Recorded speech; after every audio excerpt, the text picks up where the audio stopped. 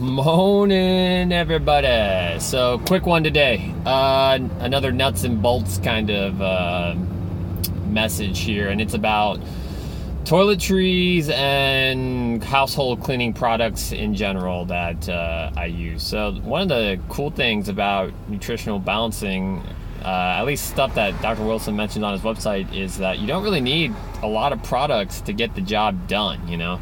If you think about consumer America today, we're advertised so many different things for so many different uses, you know?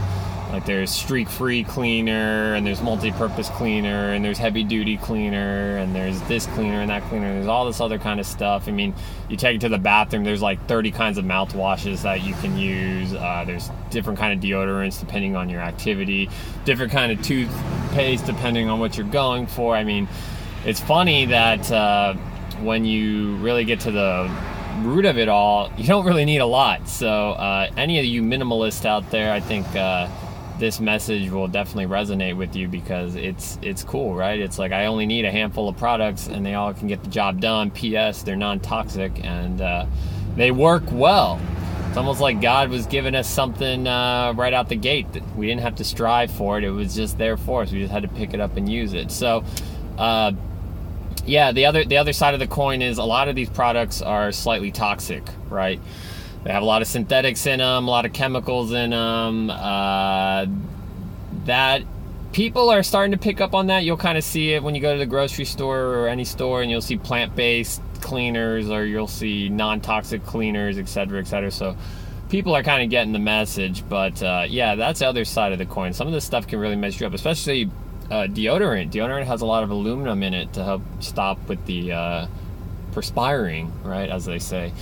So, I mean, that was something I did. I got like the heavy-duty anti-perspirant deodorant early on. So, you know, I was slapping that stuff on underneath my arms for at least 10 years plus, right? Just aluminum after aluminum after aluminum. It's kind of crazy. So, yeah, the products that I use are very simple. Number one, for the shower, there's a pure Castile soap, and Castile means it's an oil-based soap, and Dr. Bonner is the brand that I choose to use. There's a couple different flavors in there, as in like kind of scents. One's tea tree, one's almond, one's eucalyptus. I just get the unscented one, because, you know, it's the most boring one, right? No, because it has the less additives in it. So just a nice, easy, unscented Dr. Bonner Castile soap. The other one I've done a couple times is the tea tree one. That one's kind of nice. The one I would avoid, although I used it at first, is the peppermint one. And the reason why is because peppermint and spearmint are naturally high in aluminum. So since we're trying to avoid the metals here, you know, that's just something to keep in mind. Number two is there's that black African soap. I think it's Alfani. I'm pretty sure it's Alfani is the brand. But yeah, it's black African soap, and I get the unscented one again. Again, it's just less additives. If you read about soap on Dr. Wilson's websites, that's the famous one that has souls in it, so supposedly it cleans you real nice.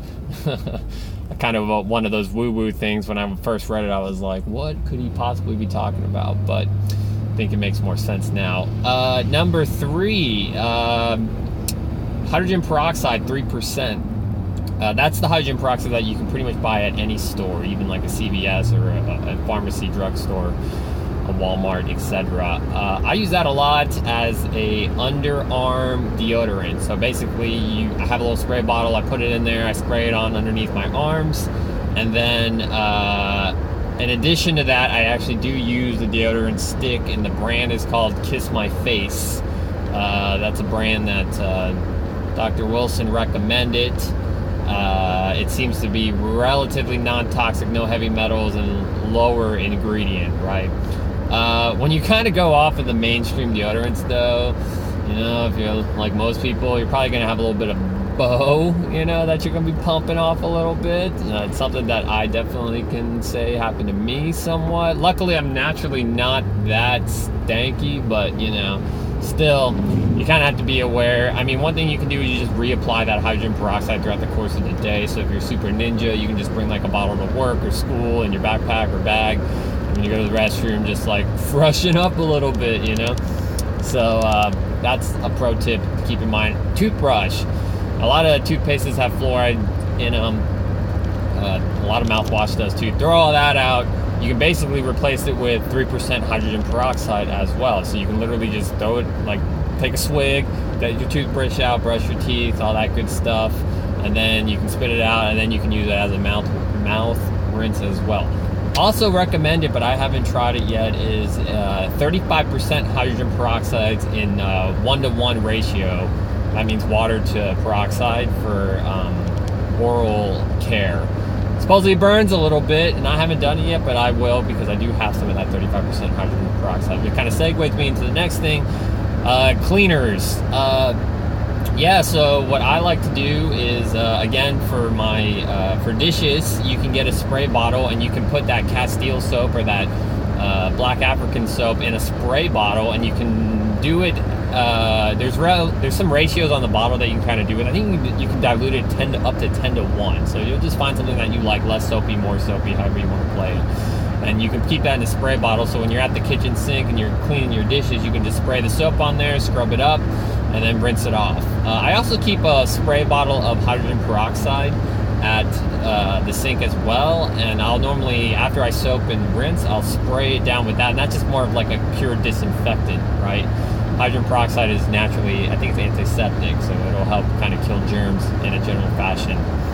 That also brings me to hydrogen peroxide in a spray bottle. You can literally keep that on your person. They have these teeny little spray bottles, and you can kind of use it like you would Germ-X or Perel as a hand sanitizer. So when you're out and about, you know, fighting the daily battle, you can stay clean and germ-free as best you can.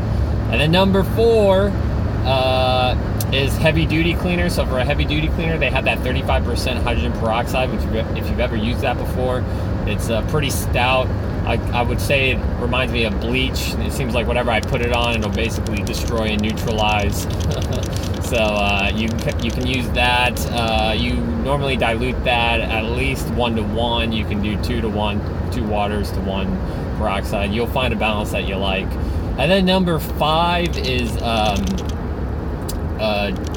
laundry soap. So there's OxyClean is the brand that I use, just the powder. That's another one Dr. Wilson recommends as a relatively non-toxic, safe soap for your clothes. So yeah, I mean, it's almost that bare, right? It's pure Castile soap from Dr. Bonner. It's that black African soap from Alfani. It's 3% hydrogen peroxide for underneath your arms and for brushing your teeth, and for your mouth rinse. 35% hydrogen peroxide for the heavy duty stuff, 3% also for various disinfectant, and that's pretty much it, right? Again, some additional things that I have is I have that Kiss My Face deodorant that I use. Q-tips are something I use. I also use floss picks. I also have a water floss pick, I think it's called a water pick. If you're familiar with that, basically it shoots like high pressured water in your teeth. That kind of like that keeps everything nice and clean. And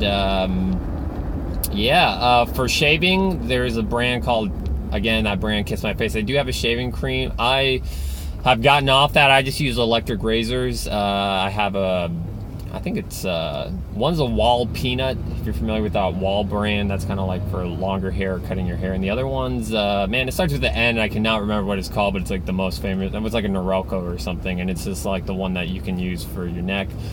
For shampoo, well, I don't have any hair, so I can't help you out on that front, but maybe somebody else can recommend something. Thanks.